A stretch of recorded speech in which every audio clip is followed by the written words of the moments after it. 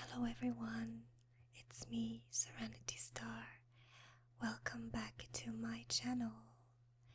And today is Hobbit time again. The next chapter, number 15, is called The Gathering of the Clouds. Are you ready?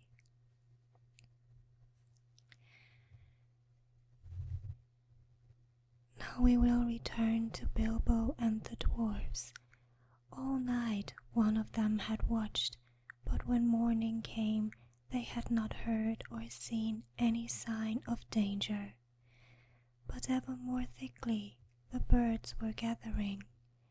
Their companies came flying from the south, and the crows that still lived about the mountain were wheeling and crying unceasingly above. "Something strange is happening," said Thorin.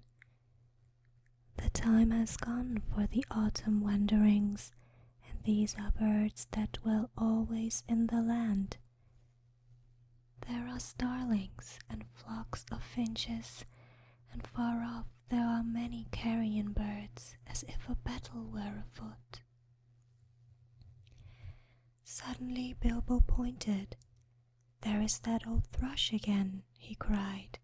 "He seems to have escaped when Smaug smashed the mountainside, but I don't suppose the snails have." Sure enough, the old thrush was there, and as Bilbo pointed, he flew towards them and perched on a stone nearby. Then he fluttered his wings and sang. Then he cocked his head on one side as if to listen, and again he sang, and again he listened. "I believe he's trying to tell us something," said Balin, "but I cannot follow the speech of such birds. It is very quick and difficult. Can you make it out, Baggins?" "Not very well," said Bilbo. As a matter of fact, he could make nothing of it at all, but the old fellow seems very excited. "I only wish he was a raven," said Balin. "I thought you did not like them. You seemed very shy of them when we came this way before." "Those were crows, and nasty, suspicious-looking creatures at that, and rude as well. You must have heard the ugly names they were calling after us. But the ravens are different. There used to be great friendship between them and the people of Thror, and they often brought us secret news and were rewarded with such bright things as they coveted to hide in their dwellings. They live many a year, and their memories are long, and they hand on their wisdom to their children. I knew many among the ravens on the rocks when I was a dwarf lad. This wise and famous pair, old Karg and his wife, that lived here above the guard chamber. But I don't suppose that any of that ancient breed linger here now."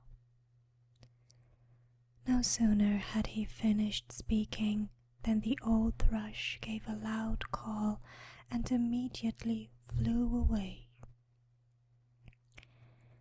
"We may not understand him, but that old bird understands us, I am sure," said Balin. "Keep watch now and see what happens." Before long there was a fluttering of wings, and back came the thrush, and with him came a most decrepit old bird. He was getting blind, he could hardly fly, and the top of his head was bald. He was an aged raven of great size. He alighted stiffly on the ground before them, slowly flapped his wings and bobbed towards Thorin. "O Thorin, son of Thrain, and Balin, son of Fundin," he croaked, and Bilbo could understand what he said, for he used ordinary language and not bird speech. "I am Roak, son of Karg. Karg is dead, but he was well known to you once. It is 100 years and 53 since I came out of the egg, but I do not forget what my father told me. Now I am the chief of the great ravens of the mountain. We are few, but we remember still the king that was of old. Most of my people are abroad, for there are great tidings in the south. Some are tidings of joy to you, and some you will not think so good. Behold, the birds are gathering back again. To the mountain and to dale, from south and east and west, for word has gone out that Smaug is dead." "Dead? Dead?" shouted the dwarfs. "Dead? Then we have been in needless fear, and the treasure is ours." They all sprang up and began to caper about for joy. "Yes, dead," said Roak. "The thrush, may his feathers never fall, saw him die, and we may trust his word. He saw him fall in battle with the men of Esgaroth the 3rd night back from now at the rising of the moon." It was some time before Thorin could bring the dwarfs to be silent and listen to the raven's news. At length, when he had told all the tale of the battle, he went on. "So much for joy, Thorin Oakenshield. You may go back to your halls in safety. All the treasure is yours, for the moment. But many are gathering hither beside the birds. The news of the death of the guardian has already gone far and wide, and the legend of the wealth of Thror has not lost in the telling during many years. Many are eager for a share of the spoil. Already a host of the elves is on the way, and carrion birds are with them, hoping for battle and slaughter. By the lake men murmur that their sorrows are due to the dwarfs, for they are homeless and many have died, and Smaug has destroyed their town. They too think to find amends from your treasure, whether you are alive or dead. Your own wisdom must decide your course, but 13 is small remnant of the great folk of Dúnedain that once dwelt here and now are scattered far. If you will listen to my counsel, you will not trust the master of the lake man, but rather him that shot the dragon with his bow. Bard is he, of the race of Dale, of the line of Gideon. He is a grim man, but true. We would see peace once more among dwarves and men and elves after the long desolation, but it may cost you dear in gold. I have spoken." Then Thorin burst forth in anger. "Our thanks, Roak, Karg's son. You and your people shall not be forgotten, but none of our gold shall thieves take or the violent carry off while we are alive. If you would earn our thanks still more, bring us news of any that draw near.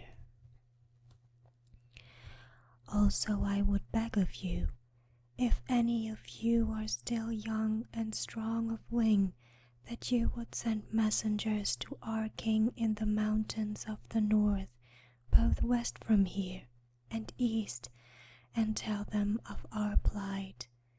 But go specially to my cousin Dane in the Iron Hills, for he has many people well armed and dwells nearest to this place. Bid him hasten.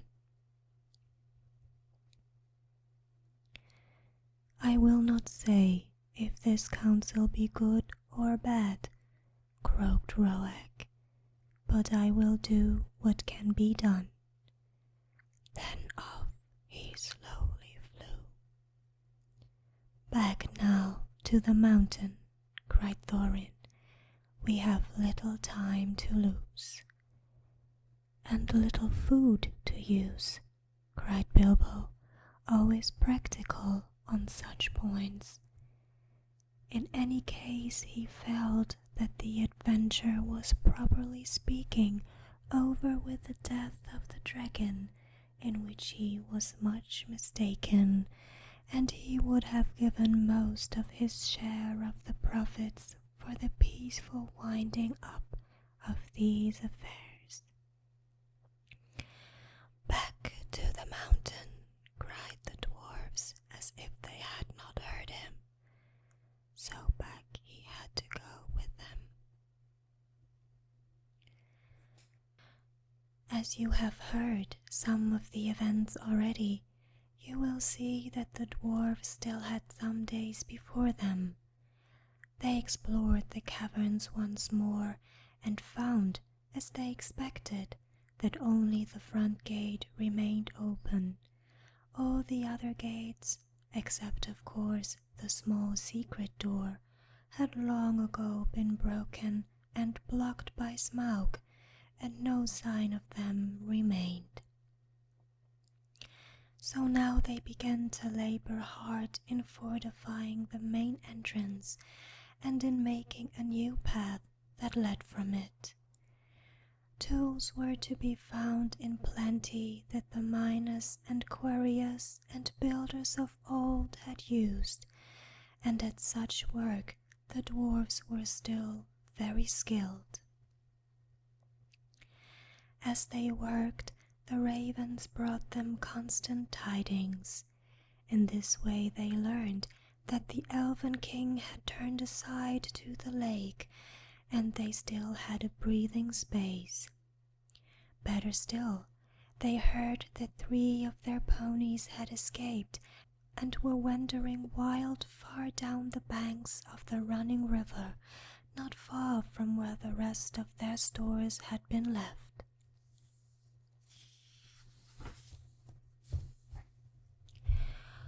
So while the others went on with their work, Fili and Kili were sent, guided by a raven, to find the ponies and bring back all they could.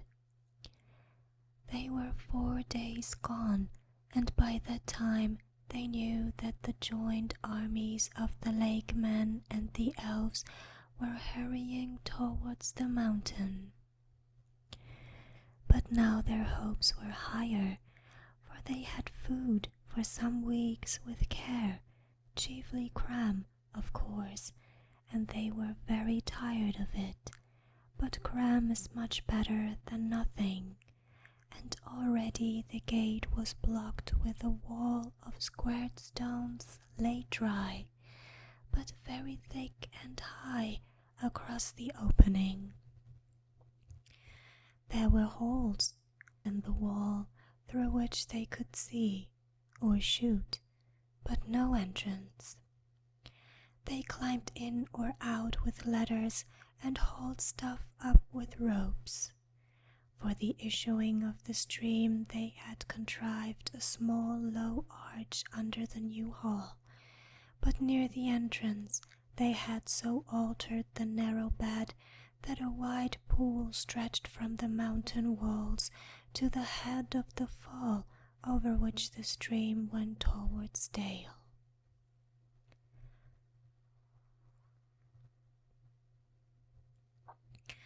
Approach to the gate was now only possible without swimming along a narrow ledge of the cliff to the right as one looked outwards from the wall. The ponies they had brought only to the head of the steps above the old bridge, and unloading them there had bidden them return to their masters and sent them back riderless to the south. There came a night when suddenly there were many lights as of fires and torches away south in Dale before them. They have come, called Balin, and their camp is very great. They must have come into the valley under the cover of dusk along both banks of the river.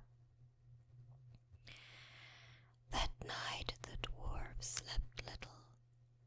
The morning was still pale when they saw a company approaching. From behind their wall they watched them come up to the valley's head and climb slowly up. Before long they could see that both men of the lake, armed as if for war, and elvish bowmen were among them. At length the foremost of these climbed the tumbled rocks and appeared at the top of the falls, and very great was their surprise to see the pool before them and the gate blocked with a wall of new hewn stone.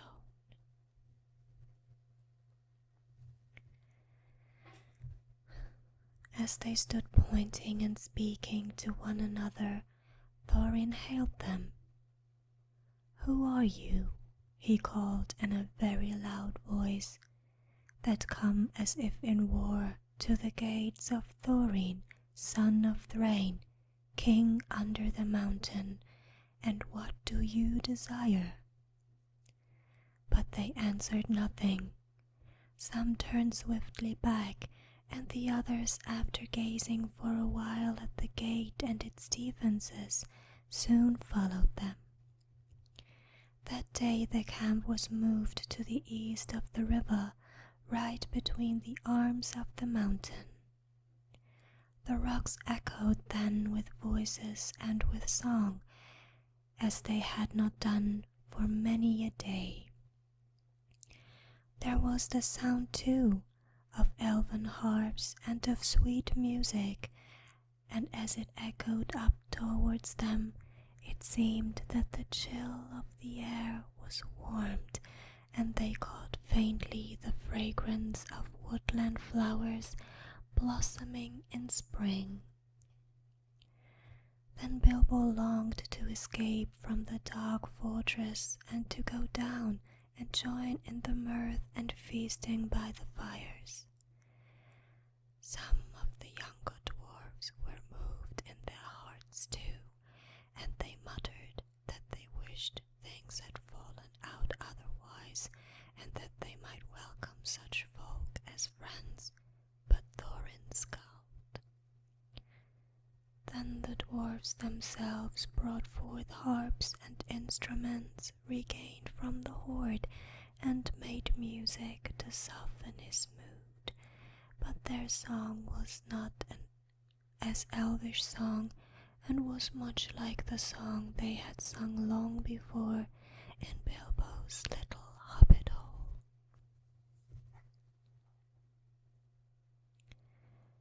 Under the mountain dark and tall, the king has come unto his hall. His foe is dead, the worm of dread, and ever so his foes shall fall. The sword is sharp, the spear is long, the arrow swift, the gait is strong. The heart is bold, that looks on gold. The dwarfs no more shall suffer wrong. The dwarfs of yore made mighty spells, while hammers fell like ringing bells. In places deep, where dark things sleep, in hollow halls, beneath the fells, on silver necklaces they strung, the light of stars on crowns they hung, the dragon fire from twisted wire, the melody of harps they rung. The mountain throne once more is freed. O wandering folk, the summons heed. Come haste across the waste. The king of friend and kin has need. Now call we over mountains cold. Come back unto the caverns old. Here at the gates the king awaits. His hands are rich with gems and gold. The king is come unto his hall, under the mountain dark and tall. The worm of dread is slain and dead, and ever so our foes shall fall.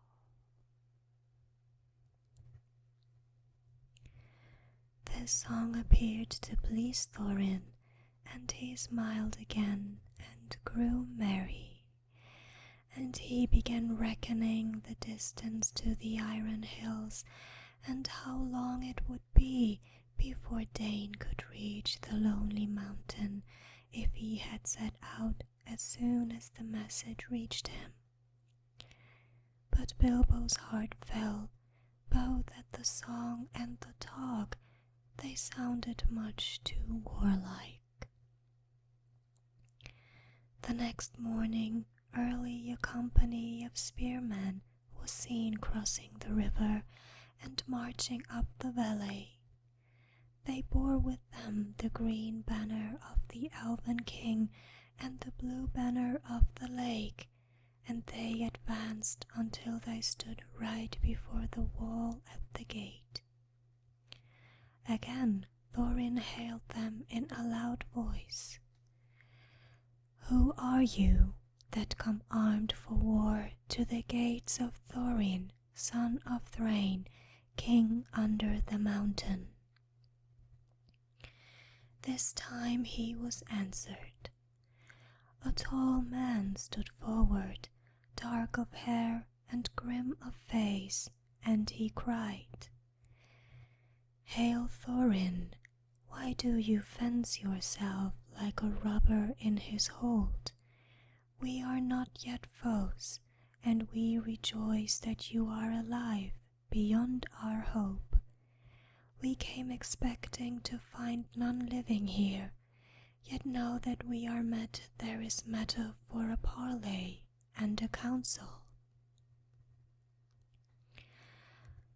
Who are you, and of what would you parley?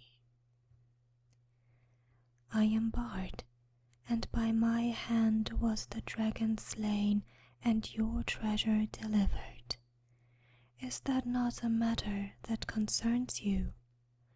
Moreover, I am by right decent the heir of Gideon of Dale, and in your hoard is mingled much of the wealth of his halls and towns, which of old Smaug stole.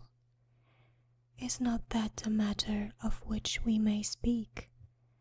Further, in his last battle, Smaug destroyed the dwellings of the men of Esgaroth, and I am yet the servant of their master.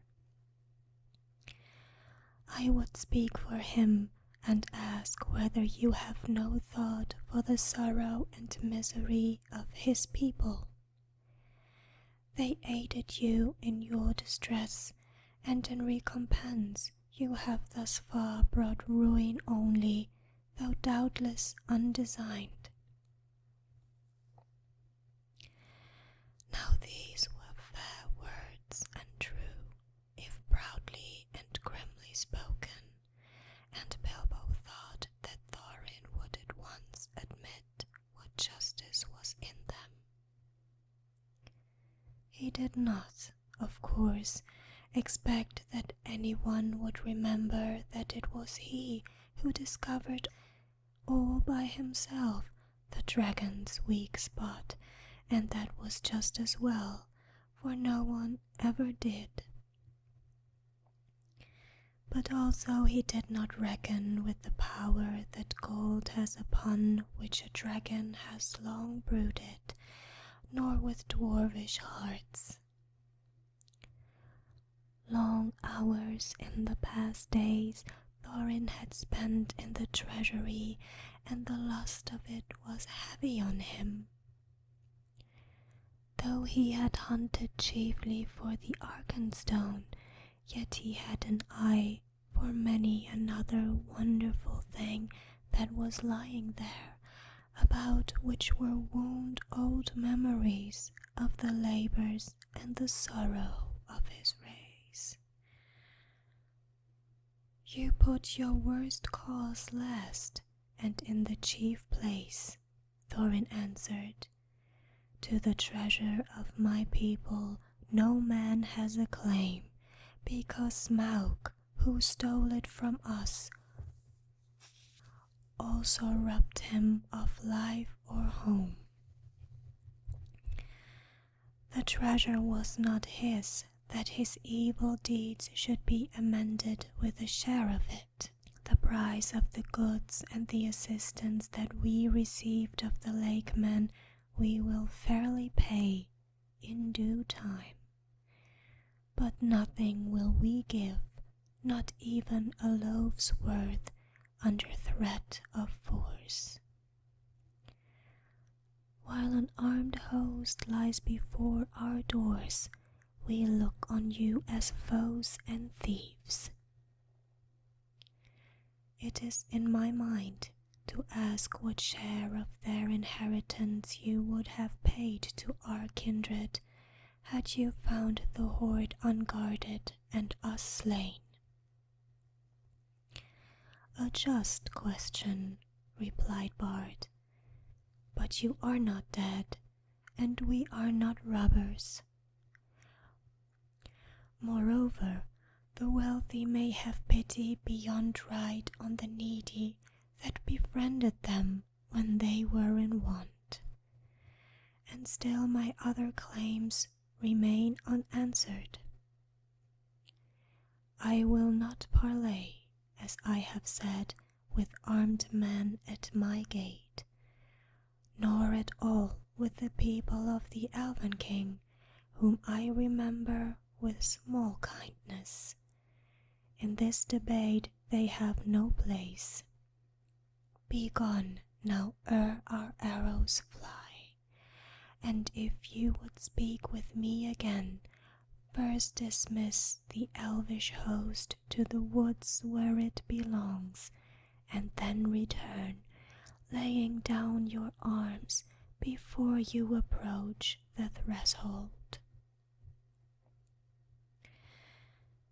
The Elven King is my friend, and he has succored the people of the lake in their need, though they had no claim but friendship on him, answered Bard. We will give you time to repent your words. Gather your wisdom ere we return. Then he departed and went back to the camp. Ere many hours were past, the banner-bearers returned, and trumpeters stood forth and blew a blast.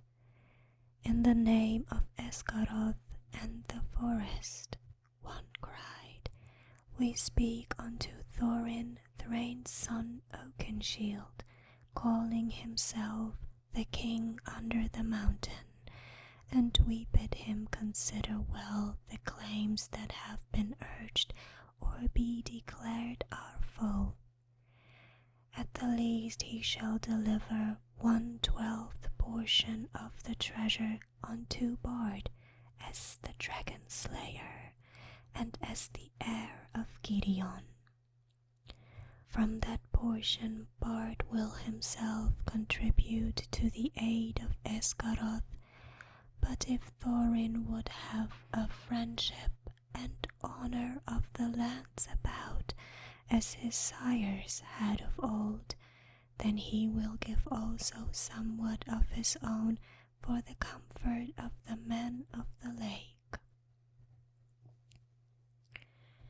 Then Thorin seized a bow of horn and shot an arrow at the speaker. It smote into his shield and stuck there quivering. "Since such is your answer," he called in return, "I declare the mountain besieged. You shall not depart from it until you call on your side for a truce and a parley. We will bear no weapons against you, but we leave you to your gold. You may eat that, if you will." With that the messengers departed swiftly, and the dwarves were left to consider their case. So grim had Thorin become that even if they had wished, the others would not have dared to find fault with him. But indeed most of them seemed to share his mind, except perhaps old fat Bumper and Billy and Gilly. Bilbo of course disapproved of the whole turn of affairs. He had by now had more than enough of the mountain, and being besieged inside it was not at all to his taste. "The whole place still stinks of dragon," he grumbled to himself, "and it makes me sick, and cram is beginning simply to stick in my throat."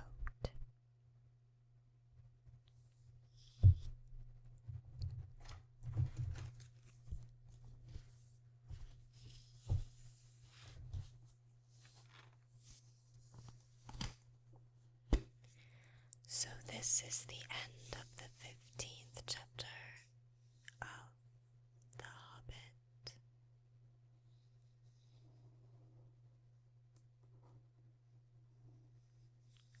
I hope you enjoyed it. Once again, I inform you that if you are missing information about what happened to Gandalf and the White Council, that part is not included